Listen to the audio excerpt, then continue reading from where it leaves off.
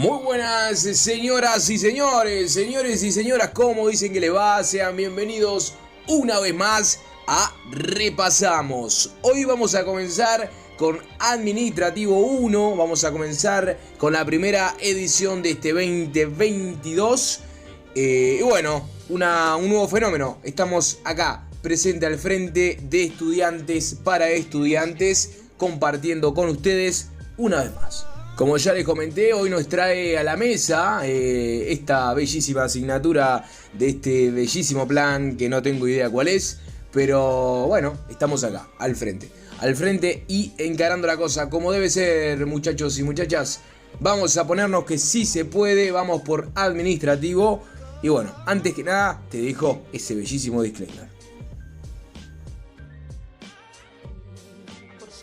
Ya sabes, disfrutá de este podcast, como se diga, disfrutalo. Estás cocinando, estás, no sé, merendando, querés hacer... Bueno, escuchá con atención obviamente, con cautela, ¿por qué no? Y bueno, volvemos a lo habitual. ¿Qué es lo que vamos a hacer hoy? Me vas a preguntar, Santiago, ¿qué es lo que vamos a hacer? Bueno, vamos a ir como siempre, punto por punto, ir mencionando, ir destacando alguna que otra cosita. Y vamos a ir paso a paso para llegar a esa meta que sería el aprobado. ¿Por qué no el 12? Todo tiran ese. Vamos a apuntar para el 12. Como siempre, con la mejor onda del mundo, te invito esta vez a que uses tu imaginación. Esta vez te invito a que imagines una línea del tiempo que vamos a ir dibujando poco a poco. Porque sí, vamos a hacerlo de esta forma, introductoria. Primero que nada explicando qué es el derecho administrativo, y después vamos a ir, vas a ver que tiene mucho que ver con el Estado, y vamos a ir ubicando el Estado en sus diferentes conformaciones, sus diferentes facetas, sus diferentes looks. A lo largo de la historia lo vamos a ir viendo nosotros poquito a poco. Te invito, usar la imaginación y nada, pensá conmigo. Primer pregunta que sale o que se pone encima de la mesa: derecho administrativo. ¿Qué es el derecho administrativo? Como siempre, la bibliografía la vamos a ir comentando. En este caso vamos a seguir a el señor, el caballero, Sayagues el Lazo. Y bueno, vamos a ir viendo lo que sería la evolución concretamente. Pero en este caso, con este autor vamos a comentar qué. Vamos a responder esa pregunta: ¿qué es el derecho administrativo? Bueno, entendemos como derecho administrativo a un sector del derecho público, que lo definimos como la parte del derecho público que regula la estructura y el funcionamiento de la administración y el ejercicio de sus funciones administrativas. Me vas a decir, bueno, pero ¿qué es esto? Y yo, tristemente, por encima te voy a decir, bueno, mirá, el derecho administrativo se ocupa prácticamente de todo el funcionamiento, de la estructura, de la administración que realiza el derecho en conforme o con el ideal de Estado, de lo público, y por eso es derecho administrativo, bla, bla, bla, bla. Más o menos me entendiste.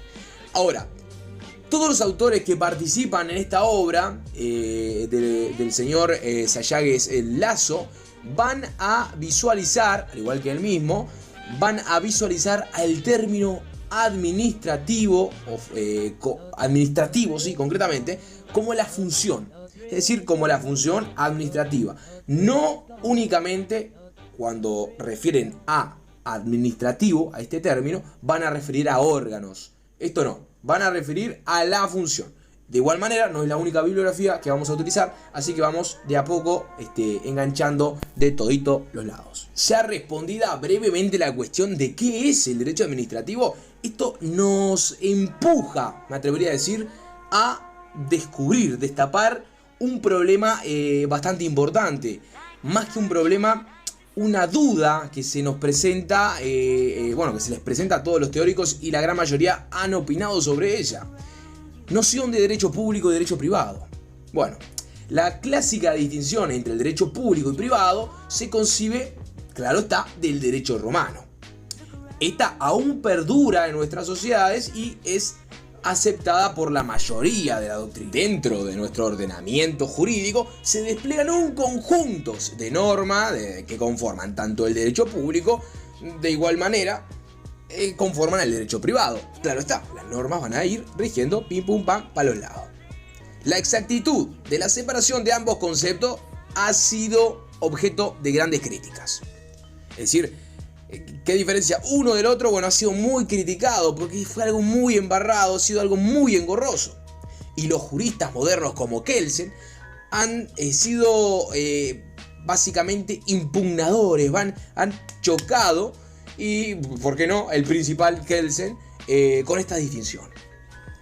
Este caballero, Kelsen, sostiene que no hay un criterio seguro para fijar el límite entre el derecho público y el derecho privado, lo cual revela la inexactitud técnica en sí misma de la distinción. Este construye su postura ya que finalmente no existe ni una norma que sea exclusivamente para el derecho público o exclusivamente para el derecho privado. Es decir, ambos mundillos van a envolver la vida tanto para las personas, para el particular, como la vida en sociedad. Sayagues y todo el equipo que lo acompaña en esta obra considera equivocada la posición de Kelsen, o al menos no lo suficientemente válida como para rechazar la distinción entre ambos derechos. Sí, aunque dicho límite entre el derecho público y el privado sean imprecisos, finalmente no vais a excluir la distinción entre ambos derechos. Es decir, no es que no hay distinción. No, la hay. Puede ser engorrosa, pero al final sí la hay. Si no se delimitara, dice Sayagues, aunque fuera vagamente un poco el derecho público del privado, fácilmente se daría paso a la arbitrariedad administrativa. Es decir, hacemos lo que queremos. Es más, el señor Sayagues, prácticamente con todo su grupo, dice que referentemente ante esta posición, la de Keynes, hay ciertas teorías que, bueno, sí, puede que le den un poco la razón, pero no en cuanto al contexto actual, sino al contexto del siglo pasado. ¿Por qué? Porque aclaran o remarcan que no podemos entender el derecho público como lo fue antes, ya que el derecho público y la irresponsabilidad estatal eran nociones hasta en cierto punto correlativas, iban de la mano, una con la otra. Pero hoy día, con el derecho moderno, donde la función administrativa se encuentra bajo la Constitución y la ley, no funciona así. Ahora, yo te comento, el derecho público podríamos entenderlo entonces como aquel que regula las relaciones jurídicas entre lo que aparenta ser una entidad estatal, es decir, un organismo estatal que actúa como sujeto en una relación jurídica, reglamentado, claro está, bajo el derecho público, con otro sujeto, que no tiene por qué serlo. Mientras que el derecho privado no lo hace. El derecho privado, bueno, entre los privados claramente se van a relacionar. ¿Cuál es la diferencia? Que la relación o el vínculo jurídico que se genera entre privados se podría decir que relativamente es coordinado. Es decir, las partes lo negocian, están a un mismo escalón, se podría decir. Mientras que en la relación que hay entre el público, el organismo público y lo que puede ser un privado, siempre va a haber o se va a caracterizar la superioridad por parte del organismo público. Sin embargo, yo te digo, no, pará, calmate, no siempre es así. ¿Por qué? Porque no siempre se relacionan los organismos públicos con privados, sino que pasaría con los organismos públicos que se relacionan con organismos públicos también.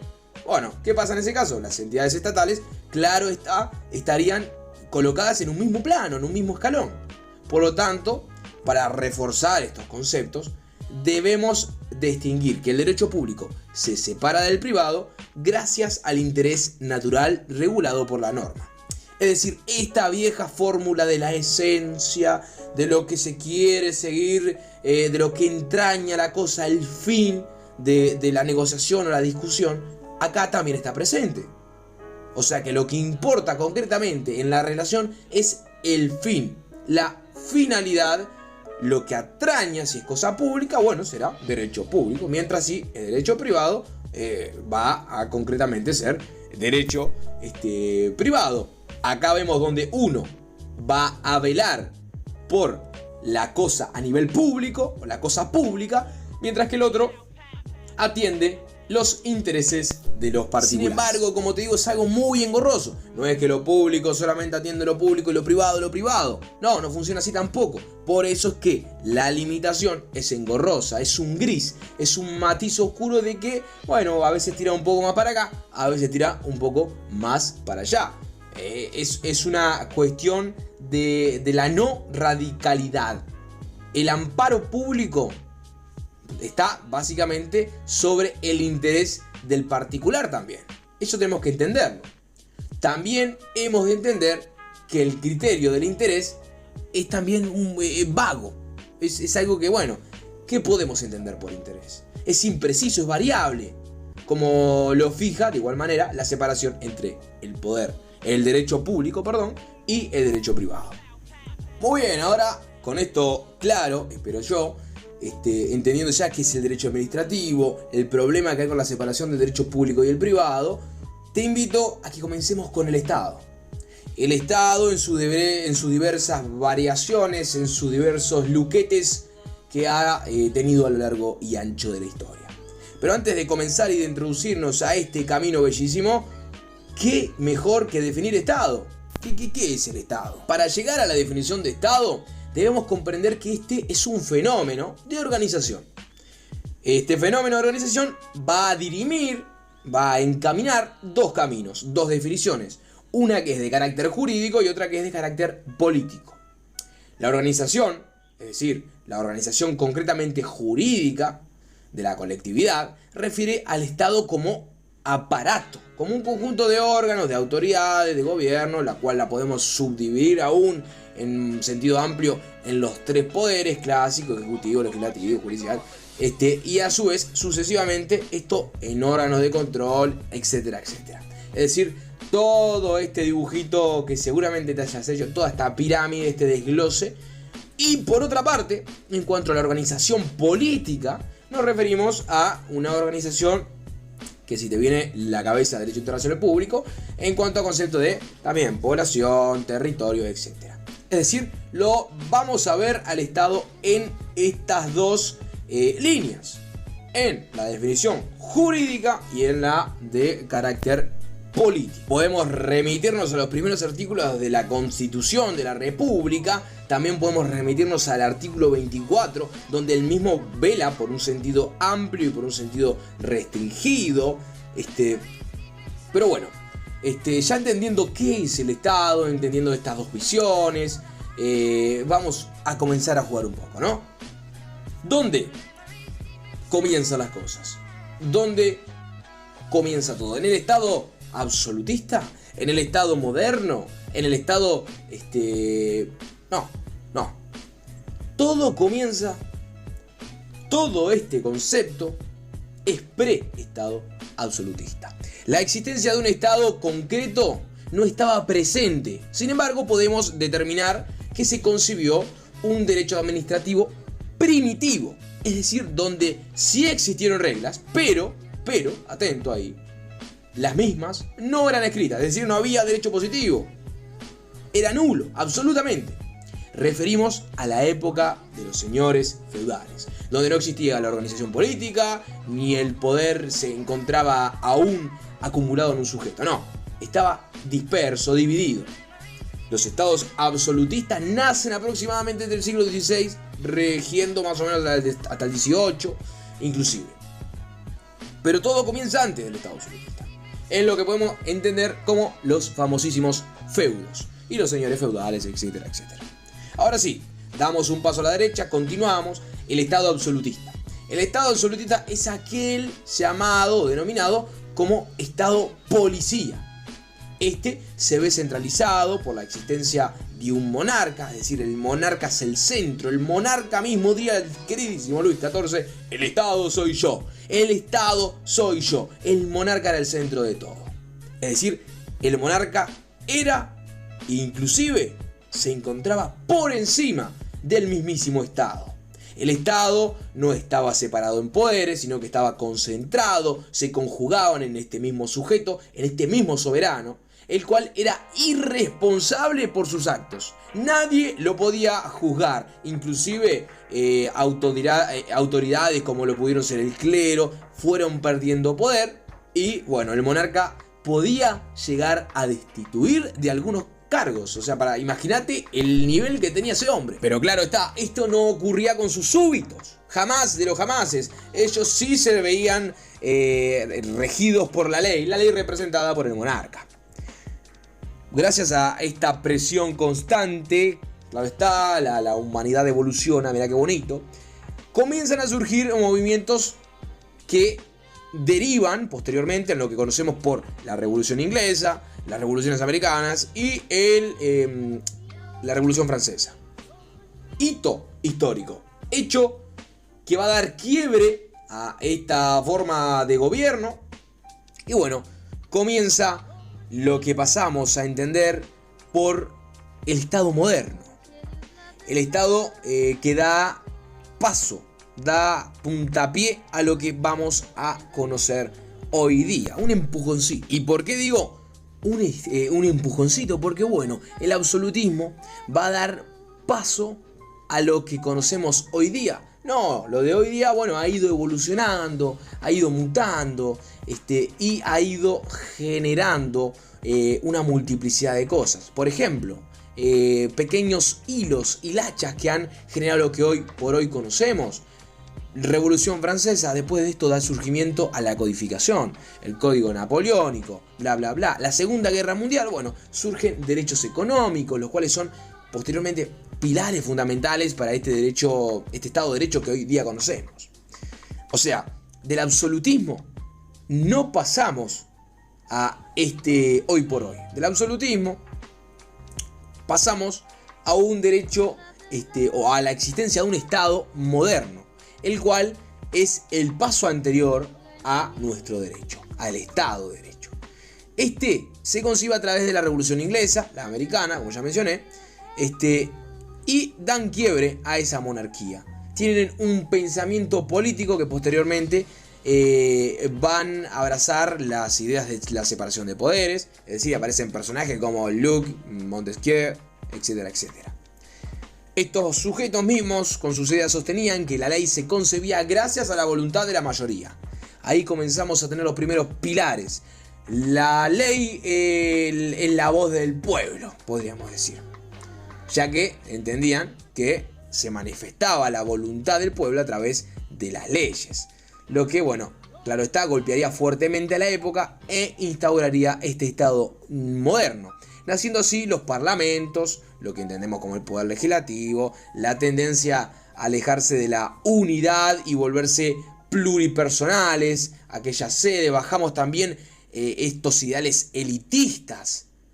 Ahora se busca representar homogéneamente la voz del pueblo. Y bueno, sí, qué lindo, llegamos al Estado de Derecho, pero ¿qué pasa? ¿Qué pasa acá? Bueno, ¿qué me ofrece el Estado? Me ofrece garantías a sus habitantes. Es necesario para cada accionar del Estado que dicho accionar se vea reglado bajo reglas claras, asimismo como medios claros. Es decir, el Estado se regla a sí mismo. El Estado solo puede hacer lo que está permitido. Este es un principio, un pilar fundamental de nuestro derecho.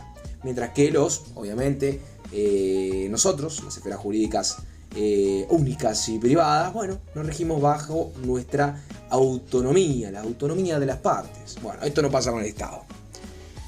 Es gracias a esto es gracias a esto y gracias a estas garantías que el sujeto en su individualidad, en su liberalismo, podríamos decir, no acciona contra otro. Es decir, el sujeto cede su potestad, su poder coactivo al Estado, para que el Estado establezca un establishment y así mismo proteja y ofrezca también muchísimas más garantías. Y todo esto se expresa posteriormente en nuestras constituciones, en el derecho positivo, en establecidos ya los medios para crear una norma, los modos para hacerlo, las garantías, los derechos concretamente. Al final pasan a integrarlo todo, a su vez también los mismísimos órganos de contralor que controlan, valga la redundancia, a el Estado. Y bueno, ahora me dirás, y bueno, ya está, nos quedamos acá tranqui, no pasa nada.